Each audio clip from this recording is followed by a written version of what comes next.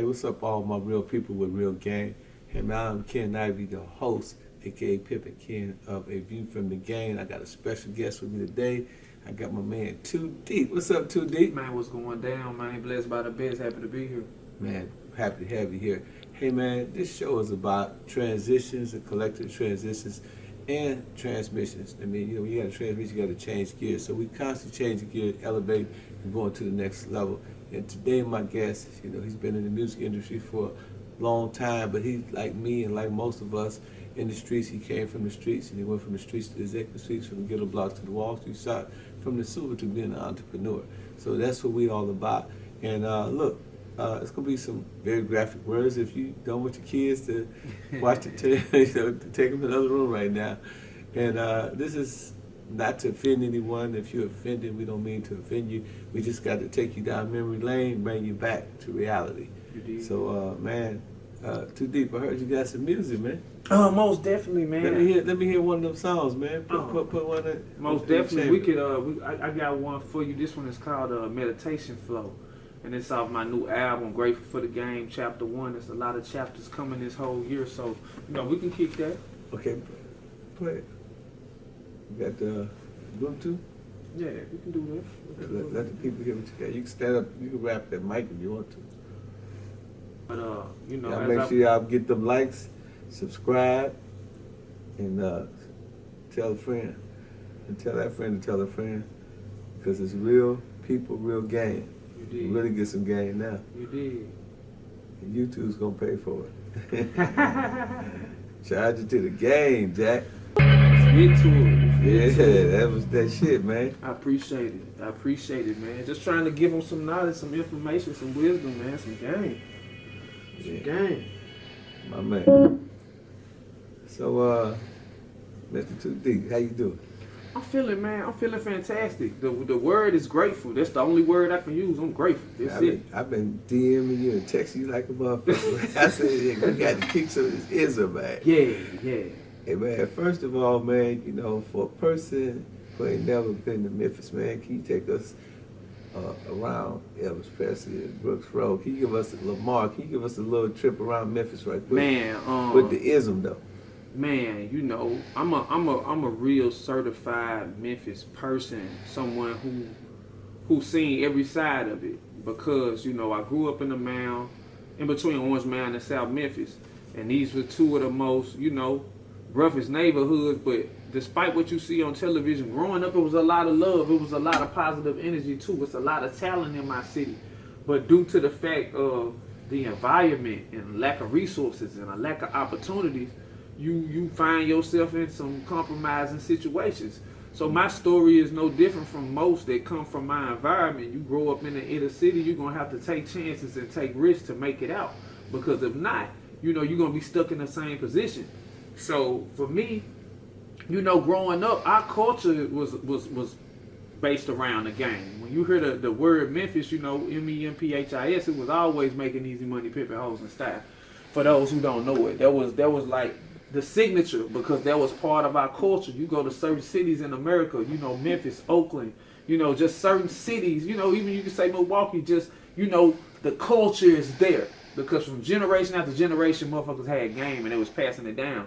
And so for me, I was born with something different inside of me, and I gotta give Memphis a lot of credit for it, because it honed that skill. I was watching players and hustlers and people like that. I feel like it's gonna be some gangsterism in every city too. So you get a little bit of both, the best of both worlds. But I say I gotta give it to Memphis too, man. It's a whole lot of talent. When you go back in the history of Memphis, musically we've always been inclined. You can go back to B.B. King, Elvis Presley, the Stacks, to Isaac Hayes, Al Green, and then you can come on to 3-6 Mafia and Yo Gotti. No. I'm gonna ask you a question about that later. I want you to tell them about the game. Now, okay, you said something in your conversation. You said that it's the G and the P, right? Yeah. So that's the option that you have. You got the G, the P, and the D. Mm-hmm. You chose the P, right? I did. How did you not want to get in the D game, or seeing all your homies hair busters and stuff, you know, GDs and Vice Lords. You know, I done been to Shelby County. I know how they do it. You know what I'm saying? Why did you chose that? Was you had some influence, your uncles or your pops, or you know, niggas don't just choose to pee, man. I say this. Growing up, man, my grandma raised me. Okay. And she raised me right. You know, I went to church every Sunday. I played the drums in the church. So I always had like a good side, bad side to me. You know what I'm saying? It was the hustler in me that made me want to go out and get some money. Now, I can't lie to you, like I didn't start off hustling because that was the first option. Like we was all selling dope. We was all, you know, selling our little weed, trying to figure shit out. But I knew for me early, oh man, I'm a player. Like I got a mouthpiece. If you sit me down in front of you for 26 seconds and let me talk, I'm gonna talk you out of whatever you got if I want it. And so I knew I had this skill early. You did. So the hustling came natural because I was always entrepreneur style person. I could turn one into two. But early, like 18, like I caught like 2 charges. Like early. I had an old school 64 Impala. I'm 16. I'm the only young nigga with a 64 Impala like Snoop in my city. So, you know, I didn't caught this charge. They done took my car. I'm still hustling. I'm selling my CDs out the trunk of my car, selling my weed, whatever. I get caught up again a month later. I'm like, oh shit, this dope shit ain't for me. This ain't it. Like, this cool, this some money, but if I gotta keep catching charges, how the fuck I'm gonna ever elevate? But I knew I always had that gift of gab though.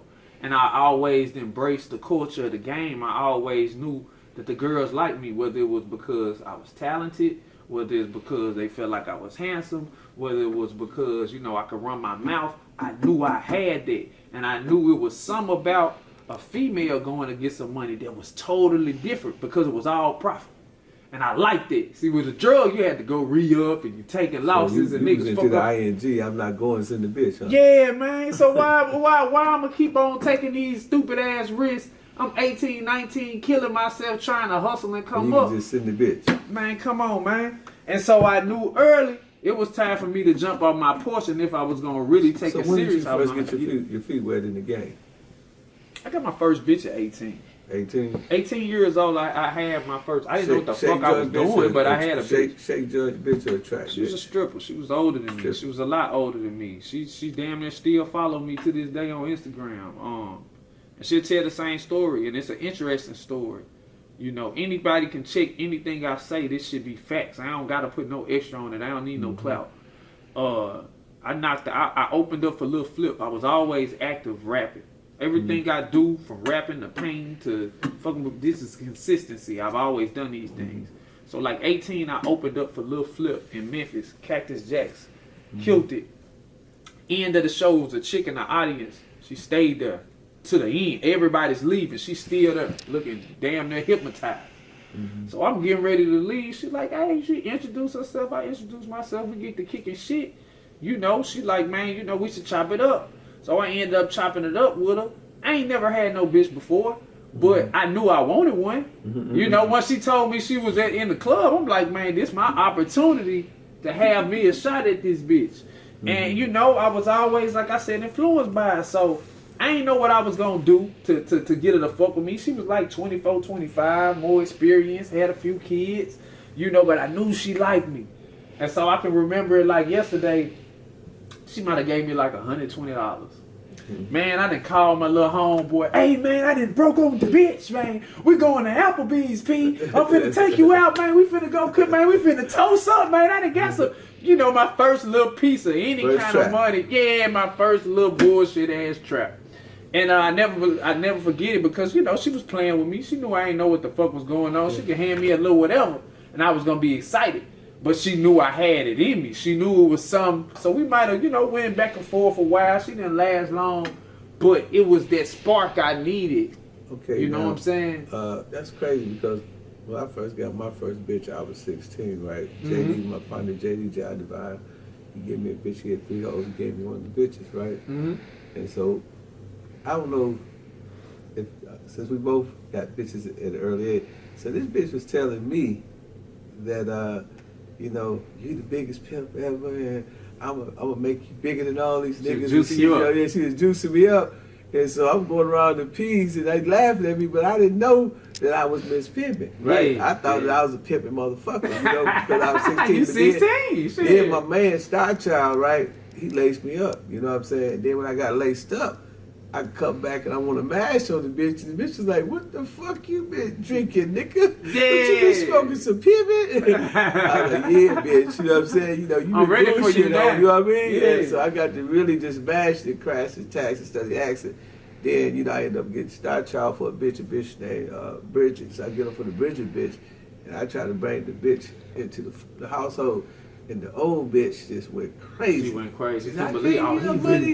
I done gave you all this game. I said, bitch, you know what I'm saying? You know, that was the beginning, bitch. You know what I'm saying? That's the ending, right? So, did you have a similar experience? Because I know when them bras, when they fuck with dudes, you know, we call it jonesing in the game. They be just trying to Jones a nigga out his Johnson, definitely, out his penis. You know what I'm saying? Definitely, cause I'm young and you know I'm feeling myself. So that's really all she wanted was a good time. You know, right. She's just happy to have a little young nigga jumping off in her, and I'm happy to be a young nigga jumping off in her, getting a little bit of money that I ain't got to work hard for. She wasn't no cougar, she was a hooger. Yeah, you see what I'm saying? So I had to learn though, but I had to learn that I needed that lesson early, you know, to turn me out and turn me on to whatever was gonna be the next phase. None of your pimp partners was like, hey man, that is too deep. That ain't what it is, man. I can't say. I mean, to an extent, but I'm you know, I ain't trying to take credit away from nobody, but I didn't really get super laced up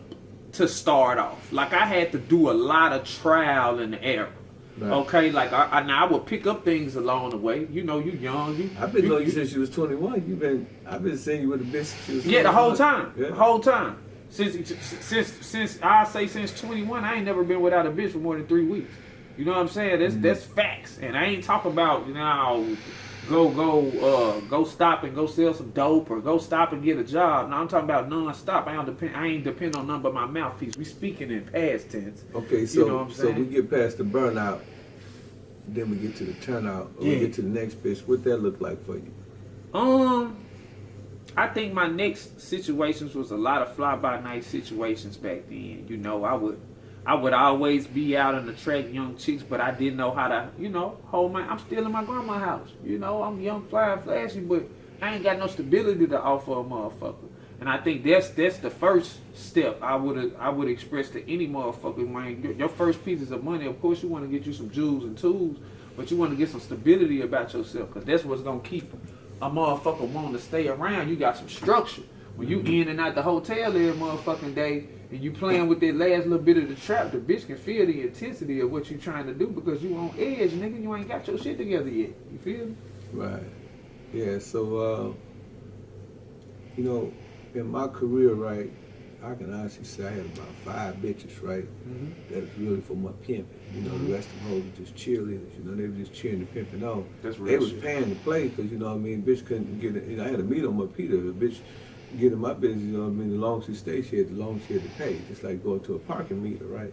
So I had my hand, I had reachitis, but, you know, I could say 5 bitches, right? I could name each one of them, you know, if, you know, the camera permitted, but for the sake of the innocence, you know, for the sake of, you know, right, you know, to protect the innocent man, you know, and each one of them bitches was stoked out bitches. How many bitches you think that really paid the game and really was serious for the game? about it when I was because you know a lot of them play, man. You know, they think it's Nintendo.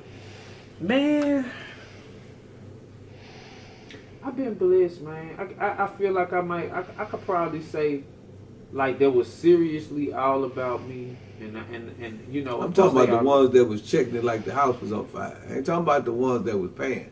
I'm talking about the ones banging in the 10s and the 15s and the Rolex. I probably have to still say maybe like 7. Maybe like 7 of them where I was like, oh, she really going mashing, like, you know what I'm saying, non-stop mashing. Now, it's always a brick wall that's going to hit now. Shit changes. Yeah, you know what I'm saying? So, never get this shit confused, because a lot of niggas will only tell you the good and never tell you the bad. You know, this shit was about runs. You feel me? And then sometimes I had some immaculate runs, and I wasn't prepared with what was gonna come after them runs or the walls that I was gonna Okay, hit. without thinking, what was the bitch? What bitch you say that really, you know, got you to that Super Bowl status that you eventually became in? That just really just shot your game to the next level. Was it? Can't say. Was it the? You said 7. Was it the first bitch of the 7 or the 6th bitch? You know, what bitch really got it right? Well, first of all, I gotta give credit to the first bitch that got me out the city. Okay. Cause that's it. Without that was like, listen, man, getting out of Memphis, hell, right? Yeah. So I probably left Memphis with $300 in a white bitch, literally. You know what I'm saying? Like I could, no bullshit. I remember I used to sell my CDs out the trunk of my car, sell my little weed and shit. Okay, so I had this bitch on my line. And I had lost all my money at the casino. I probably had like $1,800 to my name. I didn't blew it at the casino. I was a gambling motherfucker, right? So I didn't hit the bitch line. I'm like, fuck this shit. I'm finna mash at this bitch. This bitch gonna have to give me some motherfucking money. I can't keep doing this. So I must talk that bitch all the way from the casino, you know, in Tunica. You know how this shit works. Yeah. All the way, she stay in Bartlett. I done ran out of gas. I'm so low trying to get to the bitch. The bitch had went to the motherfucking MoneyGram and talked the trick into sending her $300. She wasn't even working at the time. I'm like, bitch, you need to get back to work, bitch. You blonde, blue eyes, bitch. Let's go get this motherfucking gas. What you doing? Man, she done got the money, the 300.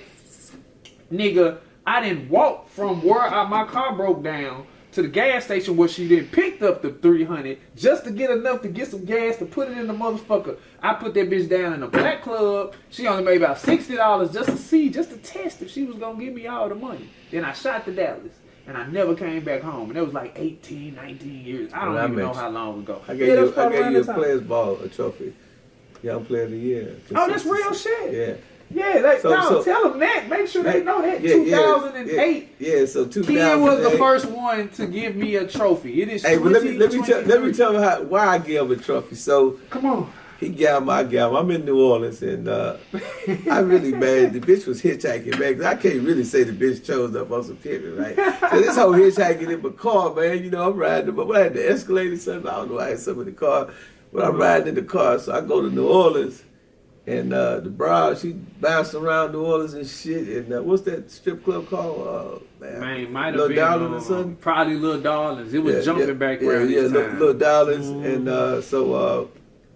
She goes up in there and she meet 2D. So she, 2D called me, Shay, man, woo, 2D. You know, I had conference call back then. I know you had about 2-3 other pimps on the phone, right? I'm like, man, what the fuck all these niggas on my phone for? I'm like, what the fuck? You know what I'm saying? But so I let you get your roll off. I was going to hang up. I said, this nigga got some more niggas on the phone, man. I said, yeah, man. Yeah, man, kid, man, woo.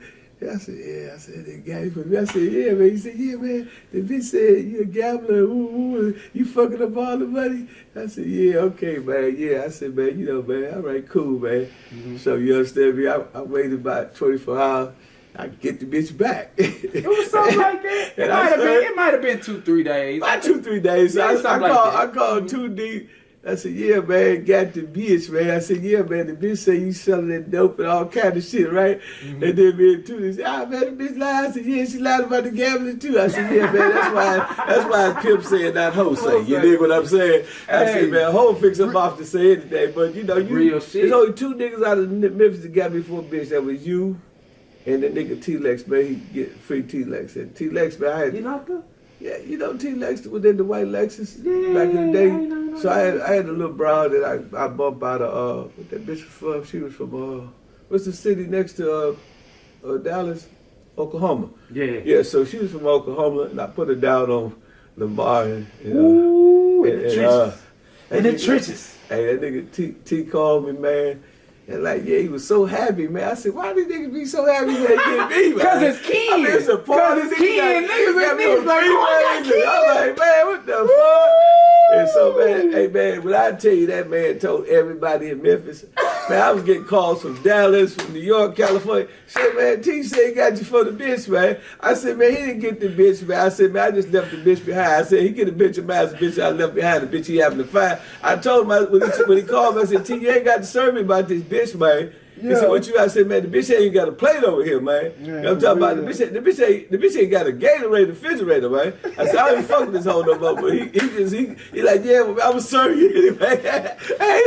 The nigga T said, I'm gonna serve you anyway. So, and for those who don't understand what we mean by this, because everybody's not gonna understand the structure of this story, so let me break it down. You know, in a game, and I'm speaking in past tense. You know, I'm just a player. I'm just a player now. But in past tense, you know, when you call somebody and you serve them and you tell them, hey man, I got your chick. You know, it's supposed to be a sign of respect, but it might also be a moment into where y'all might pass a couple words. You might exchange some conversation about what type of bitch you dealing with. You might give a nigga some information about how he could do better than what you did with him. And sometimes you might end up having a drink and laughing about the shit. You know, some niggas take these situations different from others, but it's all in the game. Every time I get started, nigga act like he became president. I'm like, nigga, I these niggas quit calling me about these bitches, man. But you know, I had fun though, man. But you know, hey man, you know, if we put the sport, I say in my youth it was almost like a badge of honor because we had we had so much respect for who you were. To man, be that young, you know, it was like, whoa, it's KENS. You know what I'm saying? I was glad that you knocked me for the bitch, right? Because the bitch needs some wreck anyway, you know what I'm saying? Mm-hmm. But first and foremost, it made me respect you. To a year later, I gave you a trophy. That's what I was trying to lead to. I gave you a trophy for being consistent. Because, you know, I was telling one pimp, a player, excuse me, he's not pimping no more. I was telling him, he was on the show, I said, man, you know, a lot of time, man, when niggas come to the game, they bring a bitch on the track, you know, they set one, you know, that be beginner's luck, you know what I'm saying? I mean, I know a lot of niggas, they come in the Bentley, leave in a bucket with they holding their pants up.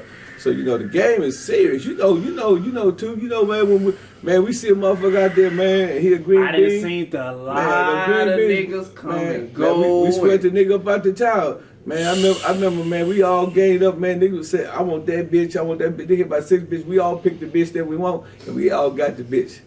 Hey man, the nigga came. He said, man, can I get $100, man? I just need to get back home. Yeah, man. I gave nigga $100, man. I said, yeah, man. You know, you deliver some bitches to the track, man. You know what I'm saying? You're gonna need a stomach for it too. See, that's what a lot of niggas don't understand. You know, I tell a nigga, you know, when it comes to some pimping, man, this shit worse than the dope game. And the reason why, so you got the pluses because you like, oh man, you know, another person is going to do this and go do that. But the brick can't wake up and get in his feelings and walk off. Hey man, one of my pimp partners told me about 25 years ago. He said, "Yeah, when you join the pimp and you join the hate club." I said, "No, man." I said, "You trying to call pimps haters?" No, he said, "No, man. Man, you can't love a nigga and hate the bitch." Mm-hmm. You know what I'm saying? He said, "Man, you know, man, when that blind, all-American, blue-eyed, all-American Caucasian with the persuasion come knock on your door, man, with that dough," he said, "Man, you gonna call him and let him know, man, hey man, when people begin, friendship end, or you gonna send the bitch back?" And I don't know if too many niggas can do that. And 99.9 percentile of the niggas that I done seen in the game, 2D, most of the time, and this is real talk, most of the time, they come together as Batman and Robin, leave as motherfucking Hercules, a motherfucking Incredible Hulk. You know what I'm saying? Mm-hmm. They can't. It ain't no duo no more. Ain't no more dynamic duo in the pit because you know niggas can't. You know niggas can't accept the knocking. Niggas say, man, I'm cool with dude, but man, you know niggas do a lot of shit behind closed doors. That lead me to this, you know, and this is verifiable. I remember 8-9 years ago, niggas shot me in front of Lenox Mall serving him for a bitch. And to this day, no bullshit. I got shot twice in the back of my motherfucking leg in Lenox Mall. You know, you know, that's why when I tell a nigga stories, I tell a nigga because I've lived this shit. Every possible dynamic of what you think you feel like you didn't went through, I didn't went through is standing on this shit. So I know how to tell a nigga, look, man, you can't be serving and fucking with any kind of nigga because you don't know if this nigga got it in his stomach to accept the game like you accept the game. And that was my fault.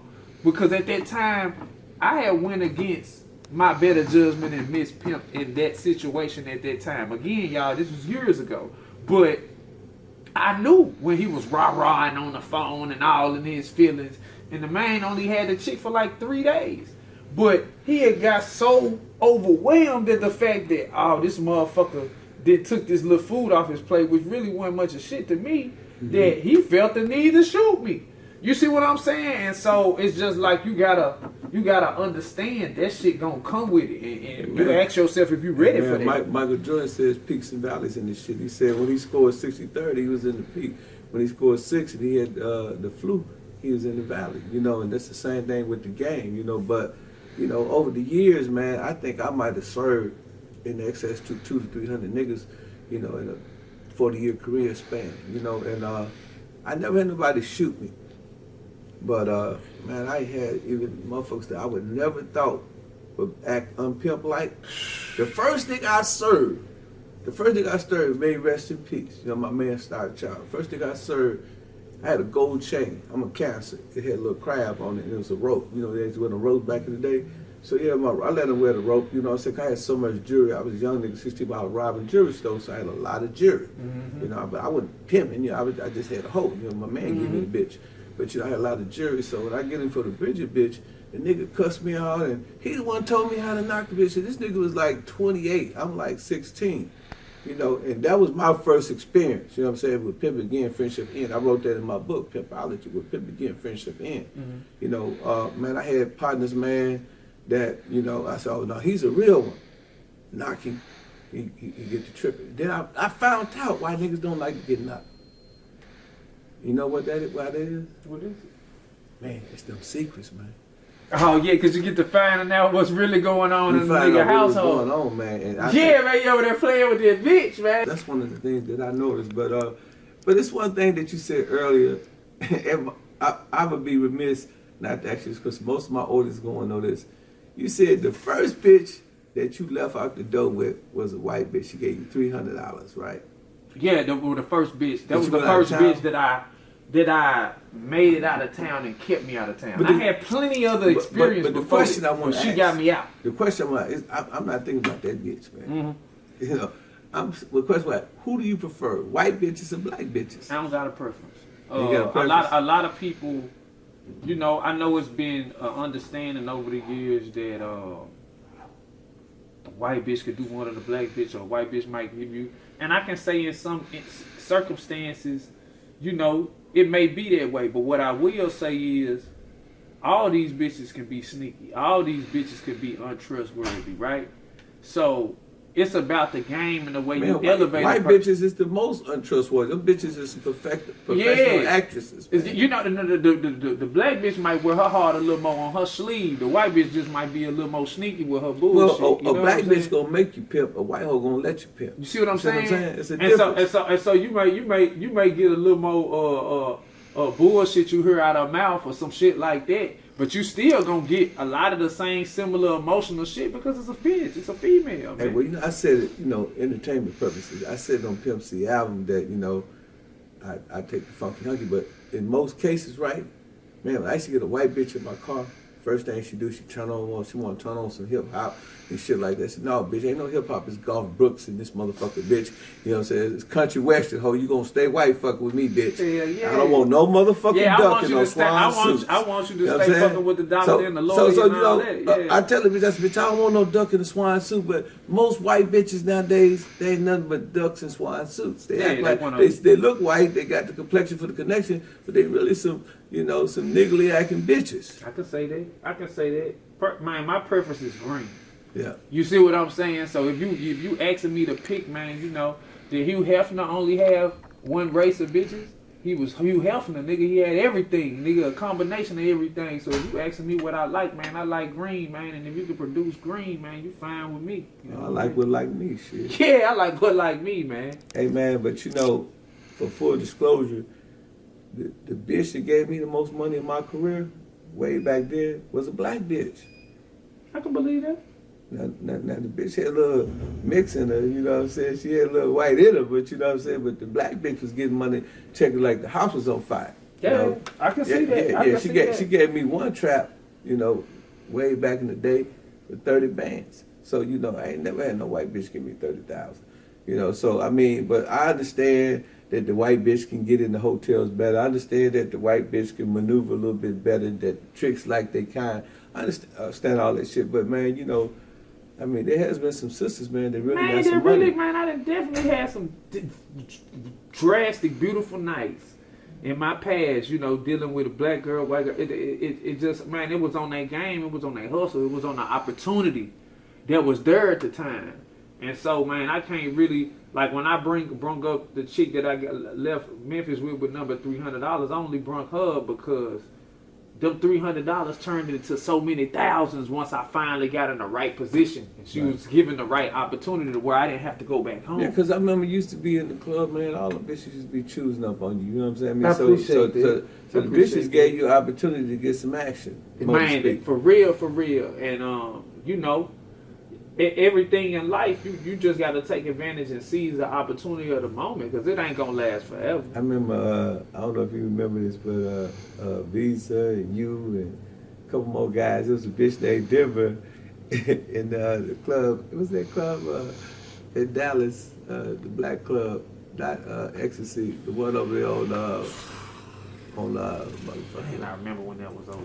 Yeah, but anyway. Taking me back. It was shit. Anyway, so we up in there, and Visa, he at the bitch, and this nigga at the bitch, this nigga at the bitch, and I came through it. Might have been 921. I knocked the bitch in 2 seconds. Real quick. Visa said, man, what the fuck you do? I said, man, this that Milwaukee pimpy, man. This that Memphis shit, man. You know what I'm saying? And me and Visa, man, and all of us, we became so cool, man. Y'all was like my little brothers, man. I appreciate that. Hey, man, I really appreciate y'all, man, and all the things that y'all do, and you know, the way y'all kept it real throughout y'all journey in life and so on and so forth, man. But, you know, another thing I want to ask you, man, okay, do you prefer the strip club or the Blade? Man, I'm going to say strip club. I came from the Blade environment, but, like, listen, man, and I want to tell this to any young hustler. Just because you start off in the street don't mean you got to stay there. And I know that money may come faster because you in the street. But it be a lot of other shit as you get older, at least for me. I don't have the patience to deal with no more. I don't like looking on my shoulders for the police no more. I don't like worrying about if the bitch finna get raped and robbed and killed no more. I don't like having to argue with 20 niggas, you know, standing on a blade all night no more. I've done it. But at some point, you know, it was time for me to elevate to doing it a different way. And so now there's so many avenues to where you can make money without putting yourself in jail or the bitch getting hurt and raped and robbed, to where, you know, you have an option, especially if you got a marketable female. And for me, if I'm picking the option, I'm going to go with the option that gives me the less stress. I need my peace now. I'm older. I don't got time. You know what I'm saying? So my partner, Flip, you remember Flip? I remember Flip. Yeah, rest in peace, man. You know, we grew up on the same block on Palmer Street in Milwaukee, so he eventually got in the game. I got in the game, and Flip used to call me all the time. Get your bitches out the club, put the bitches on the Blade, man. Man, you got to get. I still got partners like that. Hey, They do man, not respect. hey, Man, fuck the strip club. I'm like, man, look. Hey, if man, this bitch make the same $1,000 in the club and I ain't got to do nothing but drop off. But you know how I know how Flip had it harder than me? Because his gators used to be runned over, and my gators was real pure. Walking on that carpet. He working right? hard in the motherfucker. I'm on that carpet, man. I'm shooting it, man. You know what I'm saying? But, you know, once, you know, I got into a certain mode, right? And I know you're going to identify what I'm saying, bro. I couldn't stay off the track. Mm-hmm. Man, because I wanted to build my name so bad, too deep. I was going on every Blade. Yeah, that's how you start. Yeah, you gotta start making a name for yourself the normal. You mean, you know, that's how it used to be. And I think the Blade is what made me, and it made them hoes. You know what I'm saying? Because my bitch was staying 4-5 years, you know. So we went through it all, the club, the track, you know what I'm saying? Arrows, back pages, we did it all. All you know what I'm saying? But what I liked about the track, it was gladiator school. You know what I'm saying? And it sharpened me up. And I met some great P's, you know. Shout out to my nigga Smiley and, you know. Because that's where you're going to build your relationships. That's where you're going to get a lot of your lessons. That's where you're going to gain a lot of your information, and you're going to have to make a name for yourself. Niggas going to have to, oh, we never seen you around here. You know what I'm saying? No, really, man, for real. You know, because, you know, I used to be Moorish American, right? With the Moles. So I have a kufi on. And my dashiki, I was in the Altima, the bitches was in the Cadillac, you know, and I'm down, and my nigga Grip, Grit pulled me over to the side, Because I'm a Milwaukee nigga. These niggas know me. I'm like, I'm known in Milwaukee. You know what I'm saying? Hey, man, you know, I just don't know these niggas. You know what I'm saying? He said, kid, man. He said, man, that ain't it. That ain't it. That ain't what it is, right? And so I had my 9mm and shit. You know what I'm saying? Because, you know, I'm thinking, you know, a nigga gonna run up and I'm at the gun up. Because that's how we live in Milwaukee. It's called Milwaukee and Pewaukee. It ain't just Pewaukee. You know what I'm saying? So, man, I had to get my pistol up. That was the hardest thing in the world for me to do, to get my pistol up, man. But once I got that pistol up, man, and I started wearing gaiters and minks, and, man, it seemed like my pimping just went to a whole nother level, man. And wherever I go, man, you know, I was like a whole magnet, man. I was just bumping them, man, and serving, because you man. had fully embraced, man, they was called the game. Man, you know what I'm saying? I was like McDonald's. I was serving them, being served. You know what I mean? Hey, man, you know, I was at their ass, but you know, as I got older, and I really started fucking white bitches, I think I got 16 bitches with white and black bitches. But the most white bitches I got together was 5 white bitches. It was right here in Atlanta. Mm-hmm. You know what I'm saying? We had the big old mansion out there in Stone Mount. Mm-hmm. And, you know, I just really got the mashing for real, for real. Mm-hmm. You know what I'm saying? I couldn't see none of that shit, man. Because I said, man, the trap, you know what I'm saying? The police, I'm paying these $50 and $100 and $200 and paying bail bonds, man. They knocking me for the 10%. It get tiring, man. Man, you know what I'm saying? It get tiring. I even remember the like you said, the Backpage era, the Craigslist era, the Eros era, when I was, you know, constantly doing that shit. And I remember, man, constantly have to looking over my shoulder. I'm dropping the motherfucker off at the date, trying to hurry up and speed off and trying to, man, not get caught up, man. And that shit, looking back now at how I move, I'm like, oh, bro, I'm blessed. Because it's niggas that really had to go sit down in these times, taking them risks and taking them 20, 30 chances. years. So, man, you know, ladies and gentlemen, you know, we just talking about this stuff to give y'all a glimpse of what was. Now we're going to talk about what is. So, what really is going on, man, with the music and shit, you know, we know that you done gave the game up a long time ago. You know, you didn't straighten your life out. Now you're doing positive things. Even from that first song that you demonstrated, show that you really care about the kids in the community. Can you give us a little glimpse of what, not just a glimpse of your music career, some people are in the Memphis, because Memphis right now is running the game. So can you break down the Memphis science? And I would just be quiet because this your lane. Oh man, if a person ain't up on my music, man, I've been doing music, man, long time. I'm what you may have called a childhood prodigy. So if you listen to what I was saying earlier in the interview, I just told you I was opening up a little flip at 18. That was years and years and years ago. And I ain't no stranger to being around some of your favorite artists and doing music and opening shows with them. I got a new project out called Grateful for the Game. And the whole inspiration behind it is I'm just grateful for all the game that I've been given in my life. People like KENS who have played roles in my life, you know, inspiration, gave me some game no matter what it was. And then you're going to see my grandmother on the cover, because bigger than just the game itself, but the game of life is what we live to understand and achieve. And the jewels and the knowledge and the wisdom that we give each other and share is what gives back. It's what keeps the world turning. See, if you don't share a game and share information, how do we evolve? And that's what people don't understand. No matter what you do in the streets, you're going to need game from somewhere. It was somebody there before you who had to pass down some information so that you could be more successful, so that the road wouldn't be as bumpy for you as it was for them. And so that's what this new album is about. I got a single with MJG on it. And for me, it's deeper than music as well, because a lot of people didn't understand I do art too. So, you know, I've been infusing the music with the art. I sell paintings damn near every day. Every day. And I'm just infusing the music with the art, you know, with the content, because we in this content era, and I'm just trying to show people something positive, something different. And hopefully people will understand that you don't have to box yourself in just because you come from a certain culture. You know, so many times I've seen in the past where I told my partners, I said, so Jay-Z can come from selling crack and people could be like, oh, now he's the greatest rapper and he's the this and he's the that. I love Jay-Z.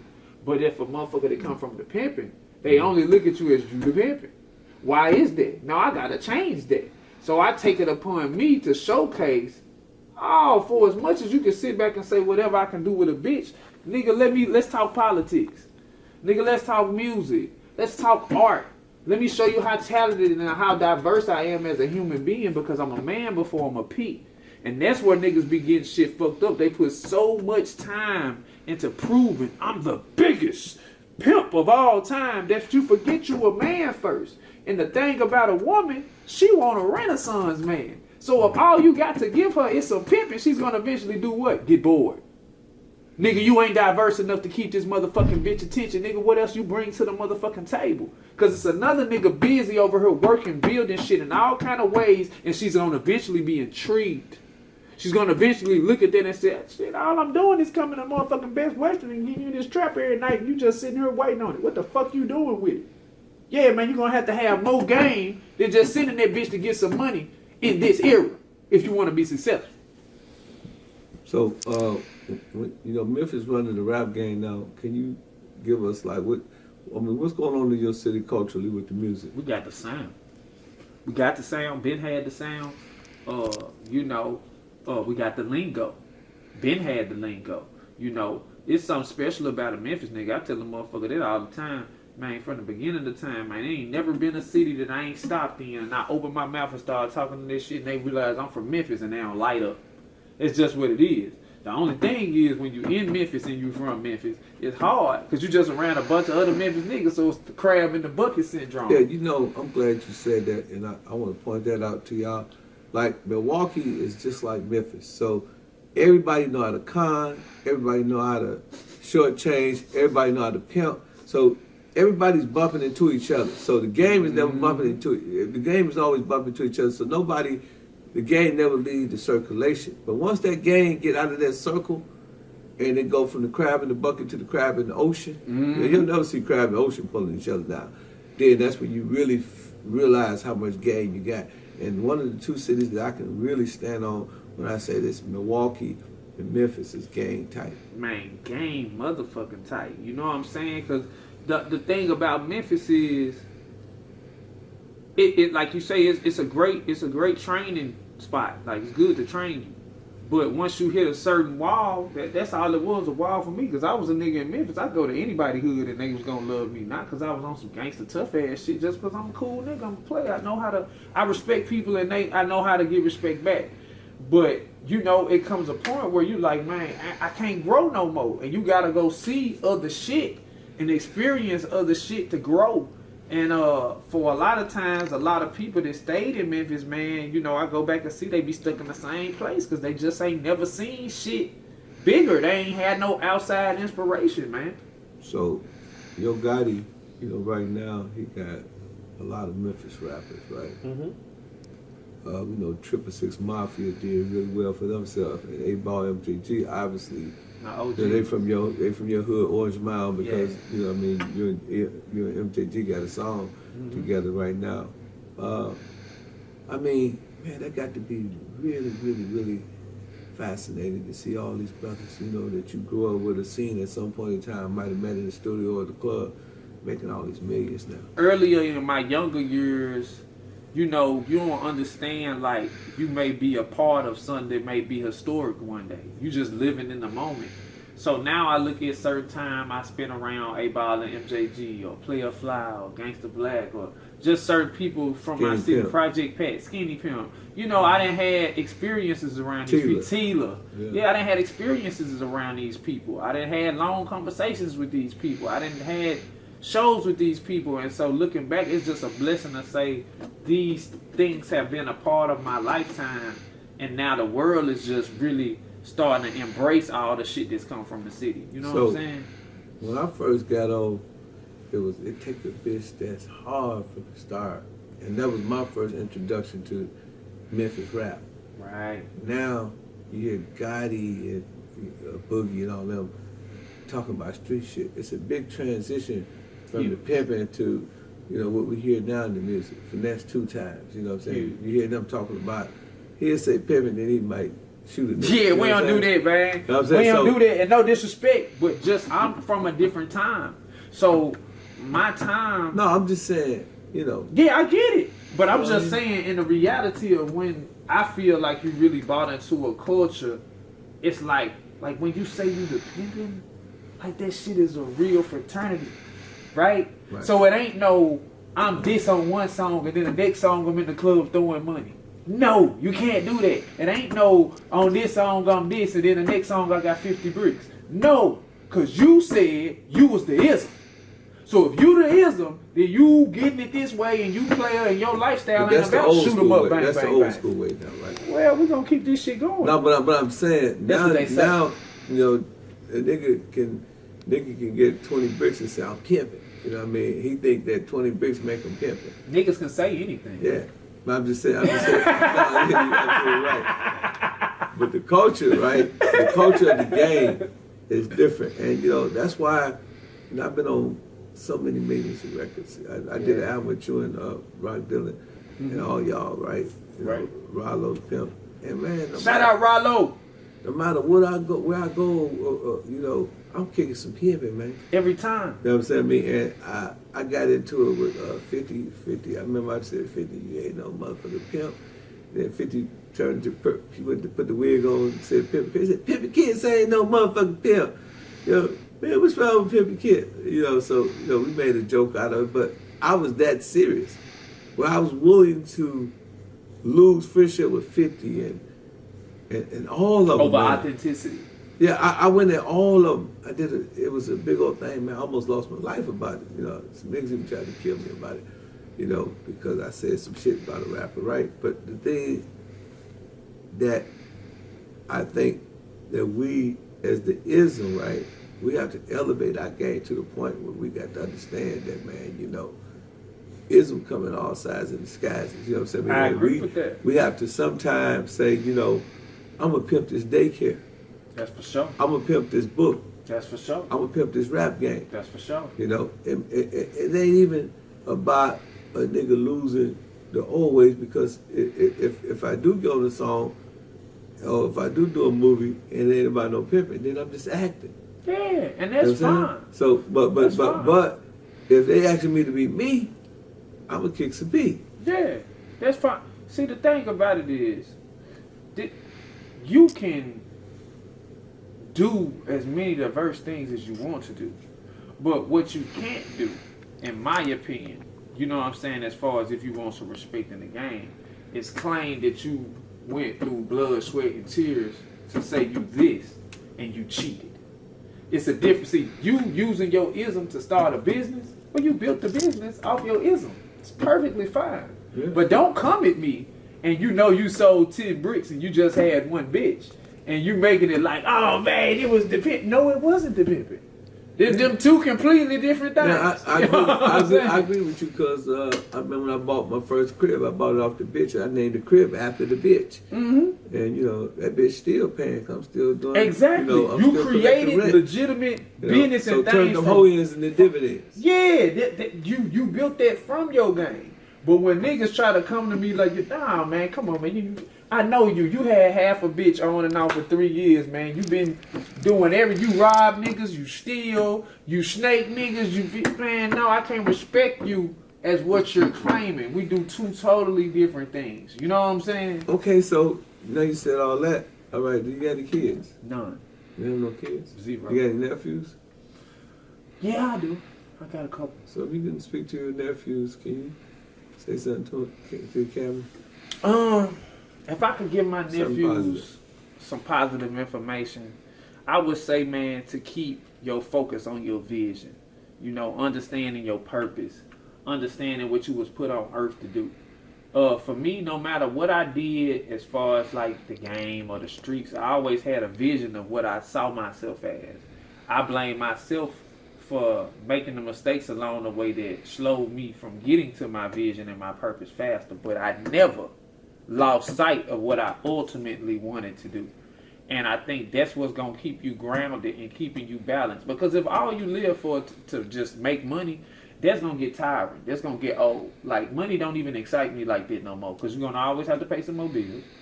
You're going to always have to take care of other people. You're going to always have to look out for it. So the money, that's just something you need to survive. The money is just a tool to put you in position to do the shit that you really here to do, right? That's all it is. And so once we get out of our heads that the goal is the money, no, the goal is the vision. The money is just a bonus that you get for working hard at your vision. That's it. If you're great at something, you're gonna attract money eventually because you put so much work in and you're so good at it. Now you're making money off of it. But if your end goal is just the money, you will never be happy. You'll never have peace because it ain't never enough money. So, in the game, right? When you was young, what was your goal? How many women did you envision yourself having? I didn't have a certain number, but I usually, for me, 3 to 5 was always like a comfortable space. So 3 to 5. That was always a comfortable space. So that's in the ism. So now you out of the ism. What is your goal with the music? Man, to do something unique that's never been done before. Be specific. My thing is to, as I said earlier, mix the music with the art with the game. There's never been a rapper who was a talented lyricist, who came from the culture of what we come from, who also was an artist that could paint at the same time. It's never, not all three. So you developing your own niche. Yeah, definitely. And so what does the future look like 5 years from now for 2D? Man, totally different. My future's about just continuing to do what I do now, but on steroids, inspiring other people. That's what I'm about. I don't want my legacy to be about just the fact that I came from, whatever happened in the street. I want my legacy to be about, man, the music that he made was powerful. The art that he made was powerful. When he spoke, I was inspired.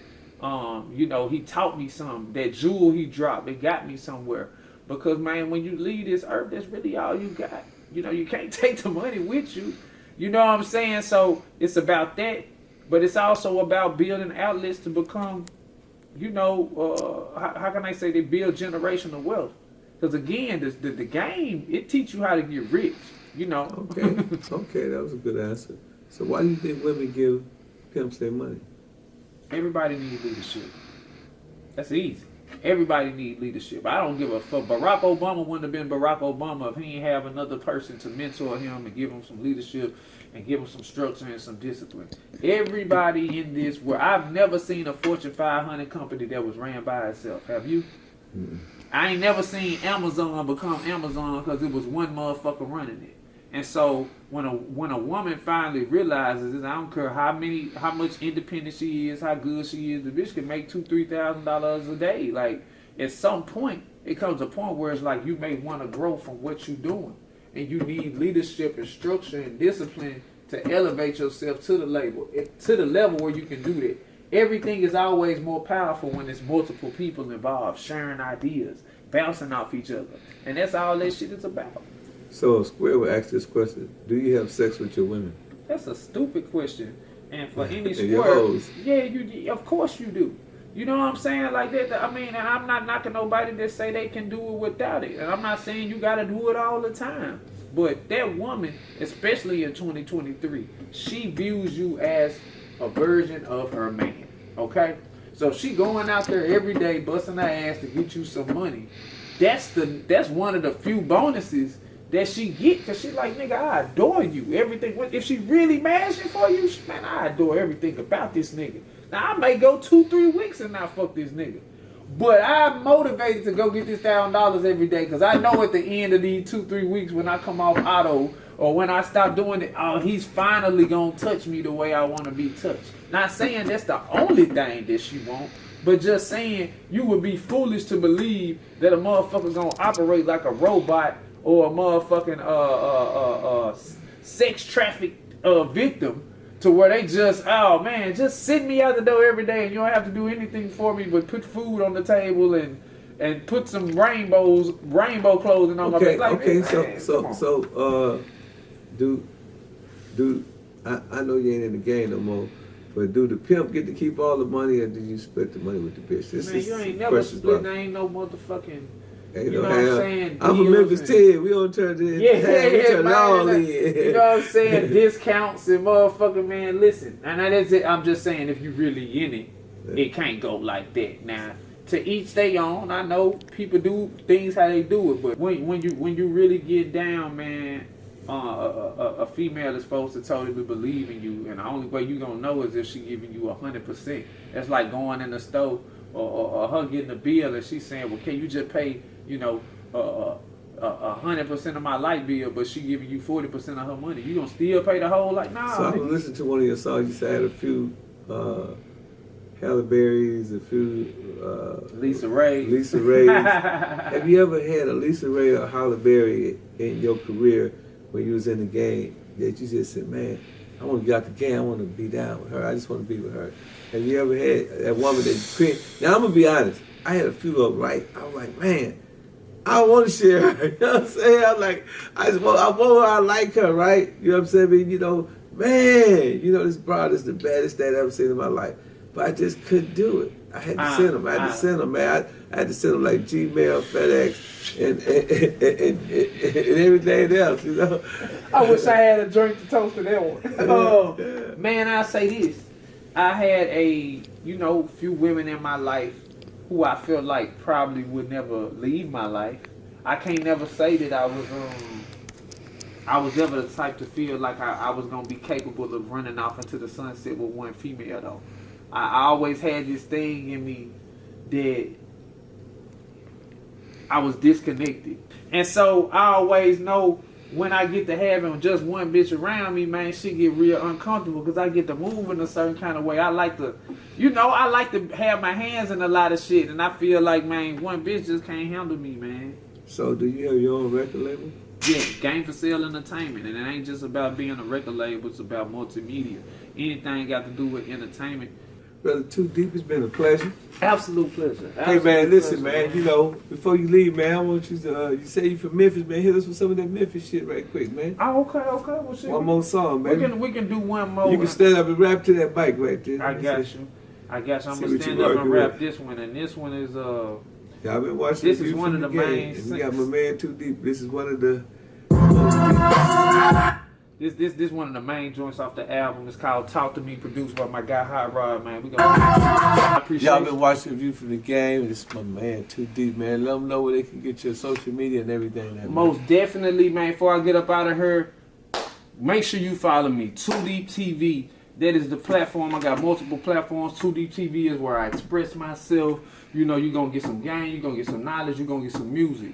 Game for Sale Entertainment is my other page. That's the page where I post videos related to the game, related to how women think, just related to just my concepts and shit that spark me that I see on the internet. And then we got Game for Sale Artwork _ and this is where I share all my paintings, and I sell all my paintings where you can purchase the artwork, you can purchase merch, like you see me with the Game for Sale sweater. So on each of these platforms, I do different things. Too Deep TV, Game for Sale Entertainment, Game for Sale Artwork. Tune in. I got big shit coming. I'm gonna be doing some art shows next year where we're gonna showcase the art at the same time as I perform the music. It's never been done. So I'm gonna be doing different performances where I might take it to this city, I might take it to that city, and I'm gonna have my art with me, and we're gonna do the performances and align these experiences so this is something different from what everybody else is doing. We in the works of possibly putting another the podcast together, me and the people that's with Off the Porch, and we're gonna have a Game for Sale situation where I'm gonna bring on my own guests, and we're gonna have to reach back out. You know what I'm saying? If everything go like everything gonna go, I'm gonna have to bring you back. It's gonna go. You know what I'm saying? And so, you know what I mean? I'm gonna need you to come through and holler at me, and we do this and chop it up again. But man, I'm just building. I'm grateful and appreciative of all the support people give me. You know what I'm saying? Thank you for coming, man. And I just want to say for the record, Too Deep was one of the first people to come and support me at Hip Hop Fraternity when it was just only about 8 of us. He came to the meetings, man. He came when he could get away. He came and support us, man. I appreciate it. Shout out to the HHF. Shout out to Too Deep being one of the 8th members to come through here and just chill with us, man, and vibe with us and support me. And man, thank you, brother. And hey, man, we out of here, man. Make sure y'all subscribe. Make sure y'all like. Peace. Hey man, I set my award from the hip hop fraternity, you know what I'm saying? Like, it's your boy Skrilla. Shout out to PIMP, you know what I'm talking about? All the way up, no stops, Jack, you feel me? 400. I gotta sit down before I get in this motherfucker. What's going on, man? Hey, Hip Hop Fraternity is going down, man. The Red Sun, we in the building. Yeah. Hey, what's happening? It's your boy, the Red Sun, and I formally accept my nomination for the Hip Hop Fraternity Award. Get! Yeah, this your boy Breadwinner Kane. I will be performing at the Hip Hop Fraternity Awards 2024. Salute to my bro, Pimp and Ken. Yeah. In traffic, tell Ken out there at the ball. Okay. I'm getting your number from G Gun. I'm about to holler at you. For sure, man. Love church. Church out here. Yeah, you see little P out here. Yeah, with the biggest P of the P's, man. The biggest of the biggest, man. You hear me? Yeah, what's going on, man? Yeah, with the big church, man. Yeah, you know we live in the ATL. What's going on, man? It's Young Free, man. Yeah, with the OG, man. Yeah, the big We're in there. And the ATL playoff ball, baby. 2023. Sure. You fucking with, I ain't no lane. Unc Ben taught me how to whip up the cocaine. Bustin' chasing, swiping cards like it's the dope game. Bitch, if you walk in this bank, you getting a new range. Nigga, if you really got rank, then we can do things. Boy, I really be in my duffel, I feel like 2 Chainz. Got it all back in a hurry like this a new way. In the trap, next to my chopper, playing 2K. Hitting demons, cash on my son, they know his daddy paid. Hit my knees, pray to the Lord that we see better days. All this money came off a Senate, don't see a better way. If you owe me some money, then you better pay. 1,300 and change, cost that a Louis sneak. Grind hard, keep hoes out your business, and you can be like me. All a nigga wanna do is just to be like me. This shit done went further than that, nigga, as you can see. I'm on alert, 1,000 pounds in the B&B. Fuck around, be up in your town, kick it with S&Me. Like I put the word around, nigga, don't play with me. Action mans, they gon' tell you, boy, don't play with him. I'm in the A serving bags like we baby new. Yeah, man, a boss medic at the HHF shit, you know what I'm saying? Yeah, like co-op, that's that co-op. See, Pimp and Ken was in here earlier, and he put the pimp spirit in the air. Give me some gangster shit.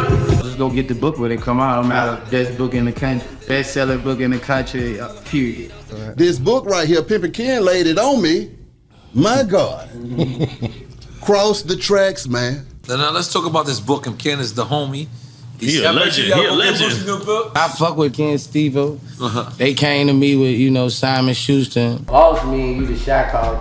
When you write a book about somebody, it's about what they've been through. I saw my first nigga get killed. I was 9. I was at school, nigga trying to bring me 17 pounds. And I got cancer. And my auntie Keisha died. Jean died. Everybody was dying. I ain't think I was gonna make it. Me and Revy never hung out together. That's what this book, the world don't know. We never been in the streets together. Master P was in their heyday. They moved to Baton Rouge, so I saw these dudes all the time. Matter of fact, I broke them over Dick Girl car. When I saw how big they was, all these niggas riding around in big trucks. My show was like 1,200, and I got a pocket full of money. I went and got player, dog. I went and got fresh every day. I was thugging, man. Every week I was on some shit. Fights, shootouts, beef. Hey, how you doing? This is James C.B. Gray, President and National Spokesperson for the Hip Hop Fraternity. Thank you for watching a trailer of the making of an autobiography of a celebrity featuring Little Boosie. Sales. That's 100 large when you hit a doorbell. $3,000 fitted, still got a coke smell. Ladies and gentlemen, this is your boy Pimp and Ken. Man, I want y'all to go get my new book, The 48 Laws of the Game, Pepology, man. This is the book that everybody is reading. They love it, and the prisons is selling all over the world. Everything that your father, your uncle didn't teach you, this book will. This will give you a whole lot of game, and it's for men and women. And if you want to be a winner, go get my other book, The Art of Human Chess. It's a bestseller. Both of my books are bestsellers. And if you want to get the book, just go to thehiphopfraternity.com. Go to the link books and hit the book. If that don't work for you, go to Amazon.com. If that don't work, go to audiobook.com. Type in my name, Pimp and Ken. I guarantee you that the book will pop up. And just order the book. We got the audio book, we got the hardcover, we got the paperback. Anything you need, just go to any one of those platforms, Barnes & Nobles, Books A Million, and get the book.